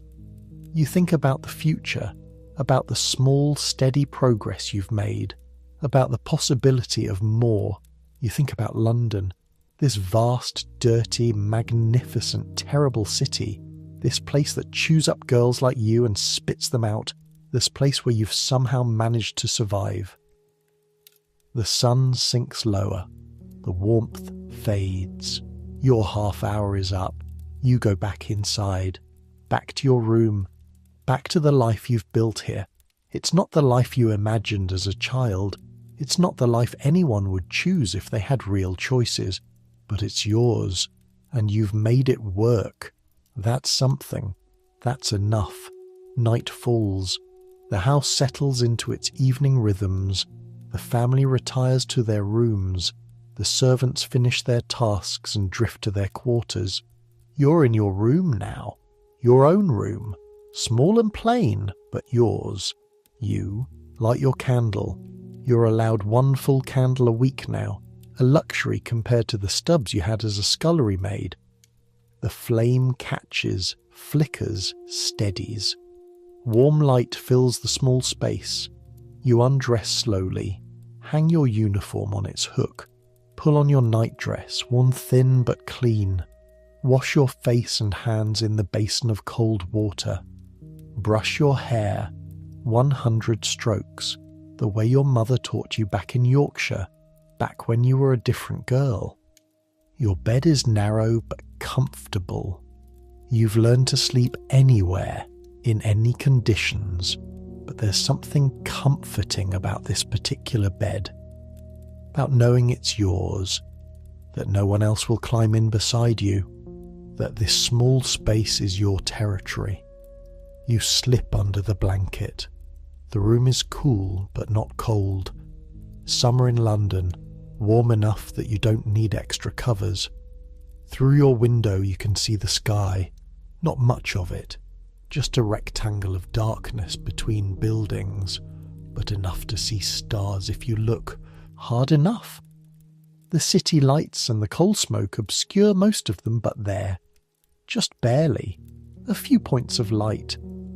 You think about the day, the fires you lit this morning, the breakfast dishes, the silver you polished, the luncheon you served, the afternoons spent beating carpets in the courtyard, the dinner service, the endless dishes afterward, a day like every other day, and tomorrow will be the same, and the day after that.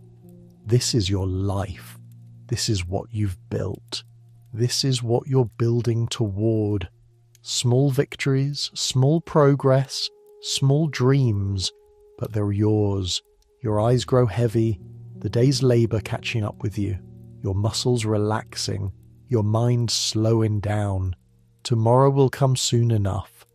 4:30 wake up, the bell that never fails, the work that never ends. But that's tomorrow. Right now there's just this, the quiet of your room, the comfort of your bed, the small satisfaction of having survived another day. You've come so far from the frightened 15-year-old who arrived in London 2.5 years ago. That girl barely knew how to light a fire, could barely navigate a conversation with a shopkeeper, was terrified of everything. You're not that girl anymore. You're stronger, more capable, more confident. You're a survivor, a Londoner, a young woman finding her way in a world that doesn't make it easy.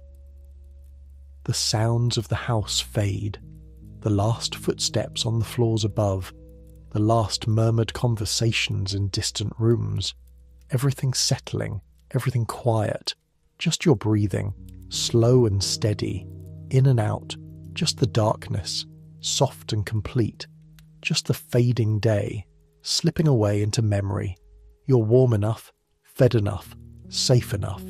You have work that matters, people who depend on you, a place in the world, however small.